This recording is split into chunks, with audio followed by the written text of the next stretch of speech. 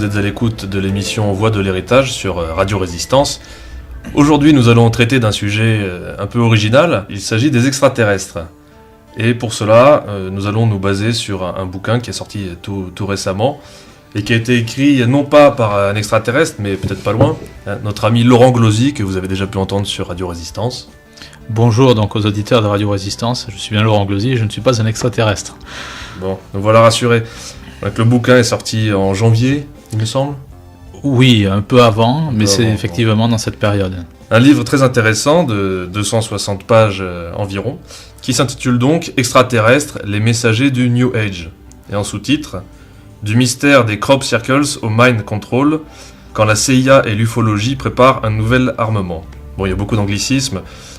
Crop circles, on peut traduire ça en français par agroglyphes. Tout à fait. Est-ce que tu peux dire en deux mots Ce sont des dessins qu'on observe sur les champs, notamment en Angleterre, et dont on ne connaît pas la provenance. Bon, effectivement, des agroglyphes sont faux. Ceux-là, on les a identifiés comme faux. Mais il y a beaucoup de questions à ce sujet. On va y revenir dans l'émission. Oui, on y viendra tout à l'heure. Et le mind control, qu'on peut traduire en français par contrôle mental. Le contrôle mental, oui, effectivement, qui s'attache davantage au contrôle des populations par des moyens ultra sophistiqués. Et là, on rejoint l'armement secret, l'armement qui sert à partir de moyens, on peut dire, radar et autres, à diriger la pensée. Bon, c'est un peu effrayant, mais on va y revenir tout à l'heure aussi. Tout d'abord, j'aimerais bien te demander comment t'es venue l'idée de ce livre et quand. C'est très simple. Le premier livre que j'avais écrit s'intitulait Le mystère de la race des géants à la lumière du créationnisme. Et en dédicaçant, donc, ou en discutant avec des personnes qui étaient intéressées par le premier livre, certaines m'ont posé la question de l'origine, une possible origine extraterrestre de l'être humain. Donc, si on pouvait penser cela dans des milieux qui, normalement, ce genre d'idée étaient hermétiques à ce genre d'idée, je me suis dit, donc, il y a urgence d'écrire un livre pour montrer que la Terre est prouvée, que la Terre était effectivement le lieu d'un miracle, celui de la création, que l'homme ne venait pas de l'univers, mais que son milieu, sa provenance était bien la Terre. Donc, Extraterrestres, les messagers du New Age parlent de la provenance terrestre de l'être humain qui n'a absolument aucune provenance cosmique. Donc, c'est pour faire le point sur ce sujet-là. Voilà. D'accord. Bon, c'est un bouquin qui est en tout cas très documenté. Il y a énormément de notes, beaucoup de références. Combien de temps ça t'a pris pour le rédiger ? Je dirais 3 ans. 3 ans d'enquête. Bon, 3 ans avec une bibliographie qui est particulièrement dense, qui fait plus de 100 titres. Et le sérieux donc du travail, ça je le précise, réside dans le fait que je me suis appuyé sur des journaux, donc des journaux, quoi qu'on puisse en penser chez nous, qui ne sont pas crédibles pour certaines choses, mais qui ont quand même pignon sur rue, comme Le Monde, Le Spiegel ou autres, donc des journaux qui sont internationaux, et qui à certains moments ont parlé ou ont abordé le sujet extraterrestre sous un côté extrêmement intéressant. D'accord, mais les études critiques en français, finalement, il y en a eu assez peu, à part celle d'Alain Quérizeau. Oui, Alain Quérizeau a fait un très bon livre que je conseille, effectivement, sur les ovnis. Mais la chose qui est intéressante sur les extraterrestres, pour entrer dans le sujet très directement, on remarque quoi ? On remarque que le sujet des extraterrestres, bien souvent, et c'est le piège, attire des gens, je dirais, qui sont fantasmagoriques, je dirais, entre guillemets, un peu fumeux. C'est le piège parce qu'en fait, ils discréditent, et c'est fait exprès, ils discréditent le sujet. Donc quelqu'un qui est, je dirais, bien bordé mentalement, qui est sérieux, qui est cartésien, dirons-nous, ne s'intéressera jamais à ce sujet-là parce que en face de lui, il va avoir une littérature, des intervenants qui défendent les extraterrestres, mais avec, on va dire, des arguments qui ne sont pas en reflet par rapport à ce qu'il peut penser, et donc il va laisser tomber. Donc ça, c'est le piège. Et quand on va derrière, on se rend compte, c'est-à-dire dans le sujet des extraterrestres et des soucoupes volantes, on se rend compte qu'il y a des choses qui sont extrêmement intéressantes, que ces gens qui parlent de ce sujet-là servent en quelque sorte de paravent, par le ridicule de leurs arguments, ils servent de paravent, de diversion, pour qu'on ne pénètre pas dans quelque chose qui est beaucoup plus important, beaucoup plus dangereux qu'on ne peut le penser. Et à ce titre-là, j'effleure le sujet, parce qu'il faut vraiment l'aborder avec beaucoup plus de conscience. On se rend compte d'une chose qui est très importante, et j'attire vraiment l'attention des auditeurs là-dessus, c'est que les Rockefeller interviennent dans le domaine effectivement des ovnis. Ils ont par exemple dans les années 80 financé l'épouse de Madame Galbraith, l'épouse de l'ancien ambassadeur US, enfin américain à Paris, pour qu'elle répertorie des scientifiques qui feraient des recherches sur les ovnis. C'est un fait. Il y a aussi, les Rockefeller ont tenu des réunions scientifiques aux États-Unis dans leur propriété avec un certain Sturrock. Comme par hasard, ce fameux Sturrock n'est pas n'importe qui. Il s'agit d'un professeur spécialiste de l'université de Stanford, un spécialiste des fluides. Ils ont tenu des symposiums, des réunions avec les plus grands, enfin, de grands scientifiques. Le problème, c'est qu'on ne sait pas trop ce qu'il en est sorti. Sans le dire, il s'agit de quelque chose qui est quand même un secret. Donc ça, c'est assez intéressant. Et d'ailleurs, juste pour démontrer le côté secret, le côté hermétique de ces questionnements, à propos des Rockefeller, ce qui est très troublant, ce qui est vraiment très troublant, c'est que lorsque vous consultez un magazine ou des revues dont le fonds de commerce et l'ufologie, l'ufologie, l'étude des ovnis, ce sont des magazines qui sont prêts à tout admettre.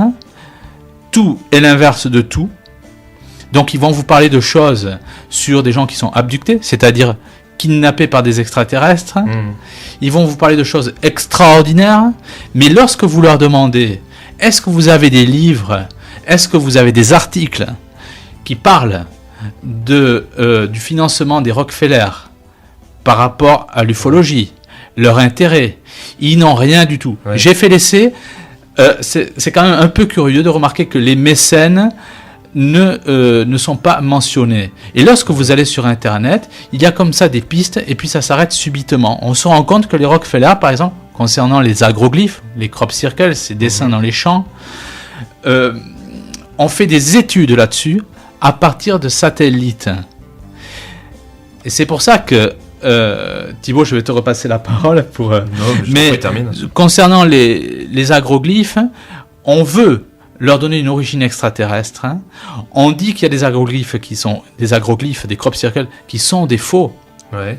Mais jamais on aborde l'histoire des Rockefeller. Concernant les agroglyphes. Oui, parlons un peu de ce qui est vraiment curieux.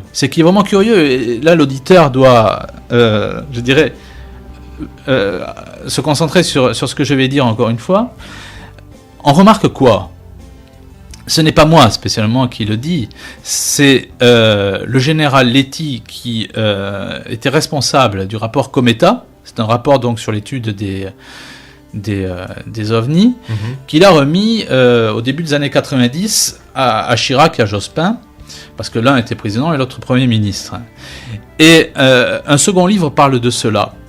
C'est OVNI, 60 ans de désinformation, qui a été écrit par Jacques Parmentier et préfacé par Vladimir Volkov. Donc voilà des gens, je dirais, qui ont quand même l'esprit bien organisé. Ils ont une tête qui est bien faite. A priori, oui. Et il parle des agroglyphes, donc. Il parle sur les agroglyphes de la chose suivante. Surtout dans le second livre de Jacques Parmentier, OVNI 60 ans de désinformation. On se rend compte de quoi ? Et là encore, il y a un piège. C'est que on nous présente les agroglyphes comme étant des faux. Il y a beaucoup de faux agroglyphes, de faux crop circles. Et on s'est rendu compte de la chose suivante. c'est que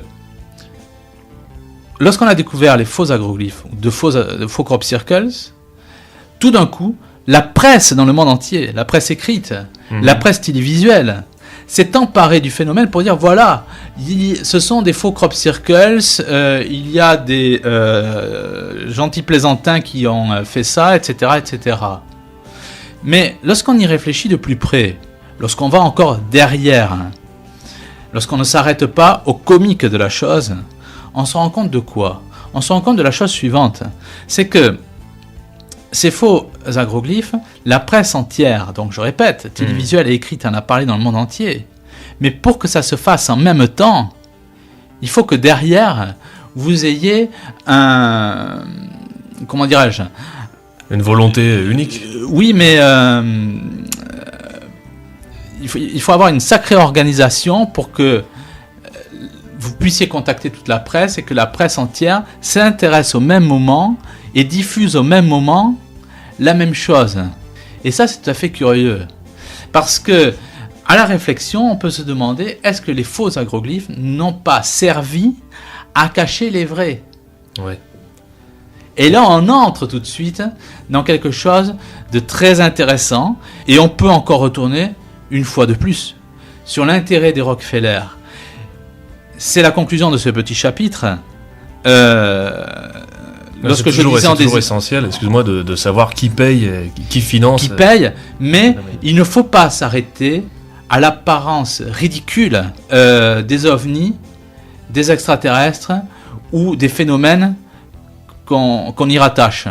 Lorsqu'on passe ce cap-là du ridicule, de toutes ces organisations qui présentent la chose sous un air, on va dire, un peu éventé, on se rend compte que derrière, il s'agit de sujets bien plus sérieux qu'il n'y paraît, réunissant des gens qui appartiennent à la très très haute finance et des gens qui ont aussi tout un intérêt pour la science, la médecine.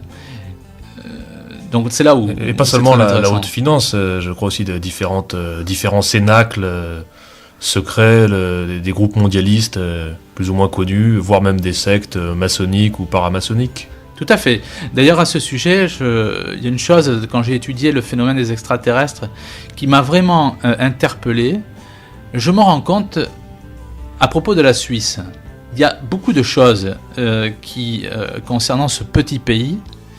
Karl Marx disait qu'il fallait faire des expériences sur les petits pays pour voir si ensuite on pouvait élargir l'expérience à une plus grande échelle. Je me rends compte concernant la Suisse que c'est un pays qui a accueilli ce qu'on appelait dans les années 20 le Lucifer Trust, qu'on a changé en Lucy Trust. Ce sont des groupes paramaçonniques dans lesquels on retrouve des groupes qui ont financé notamment la révolution bolchevique, etc., etc. Tout cela, je l'explique dans mon livre, c'est trop complexe de l'aborder au micro. Bien sûr. Mais concernant la Suisse, je me rends compte de quoi ? Je me rends compte que ce pays est le pays de Erich von Däniken, qui est un type dans les années 70-80 qui a beaucoup parlé sur les extraterrestres, qui a attribué par exemple, vous savez, tu sais ces dessins qu'il y a au Pérou, au Mexique, oui, Nazca, etc. Voilà,